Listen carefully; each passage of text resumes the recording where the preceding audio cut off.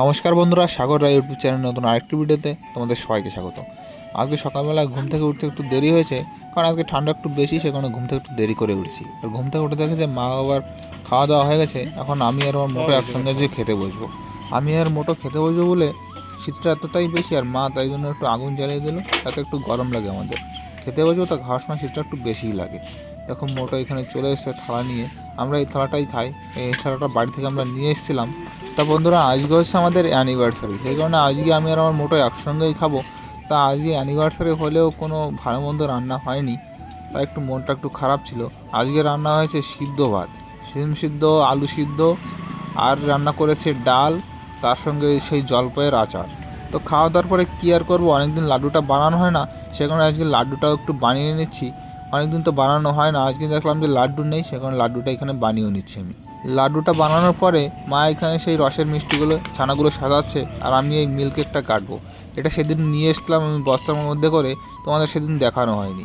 এটার নাম milk cake হলেও এর মধ্যে দুধের পরিমাণ একটুও নেই, শুধু সুজি আর চিনি দিয়ে বানানো।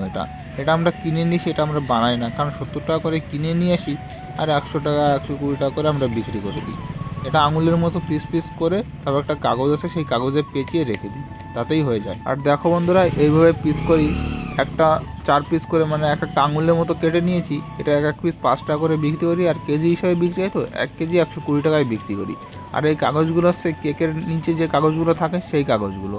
তারপরে এই কাগজগুলো দিয়ে সবগুলো যে আমি পেঁচিয়ে নিয়েছি এদিকে। আর যে লাড্ডুটা আমি বানিয়েছিলাম, সেই লাড্ডুটা দেখো ট্রেতে পাকানো হয়ে গেছে, কিন্তু আমি পাকানোর সময় ভিডিও করতে পারিনি, মা আর মোটো একসঙ্গেই পাকিয়েছে। তারপরে আমি চলে গেলাম স্নান করতে। শীত হলেও স্নান না করলে রাত্রেবেলায় ঘুম হয় না, সেই কারণে স্নানটা কোনোরকম একটু করে নিলাম। তো স্নানটা করে আসার পরে আমি বসে আছি, আর মোটো দিকে শুয়েছে মুখ কালো করে, কারণ আজকে অ্যানিভার্সারির দিন, আজকে কোথাও ঘুরতে যেতে পারলাম না ঠান্ডার জন্য। আজকে বুধবার, সে কারণে ভালো মন্দ কিছু রান্নাও হলো না, সে কারণে দুজনেরই মনটা অনেকটাই খারাপ ছিল। তারপরে বাবাকে দেখলাম এদিকে বরফি আর পেড়া বানাবে, সে কারণে দুধটুকু জাল দিচ্ছে। অনেকদিন তো বানানো হয় না বরফি পেড়া, সে কারণে আজকে একটু বানিয়ে নিচ্ছি। তাহলে সামনের দিন আমার একটু কাজ আছে, মিষ্টি বানাতে হবে, সে কারণে। তারপরে মোটো আমাকে ডাক দিল যে গাছে দেখো একটা কুমড়ো আছে ছোটো একটা, আমাদের ওই কুমড়ো গাছটা পুরো মরে গেছে। তারপরেও এইখানে একটু সবুজ পাতা দেখা যাচ্ছে, ওই দেখো ওই জায়গায় এই কুমড়োটুকুন ছিল, প্রায় আধা কিলোর মতো হবে, 500 গ্রাম। আমার হাতের তালুতে ধরে যাচ্ছে, এতটাই ছোটো কুমড়ো। তারপরে বাবার এদিকে ঘোটা হয়ে গেছে, এখন এটুকু দিয়ে আমি বরফি পাতাবো, আর অন্য যে বাদ বাকিটুকু আছে সেটুকু দিয়ে ছোটো পেড়া, বড় পেড়া এইসব বানানো হবে। আর আমার মোটো এদিকে মুখটা কালো করে কী আর করবে বলো, সেই কারণে সেই টেবিল কাভারটা আবার একটু সেলাই করছে, একা একা কী আর করবে, কোনো জায়গায় তো যেতেও পারছি না। তারপরে বন্ধুরা, এদিকে পেড়া বরফি আমাদের বানানো হয়ে গেছে। ছোটো পেড়াগুলো এই বাক্সে দেখো উঠানো রয়েছে, বড় পেড়াগুলো এই সাইডে রয়েছে। আর যে বরফিটা আছে সেই বরফিটা আমি কেটে দিয়েছি, তাই মোটো ওঠাচ্ছিল।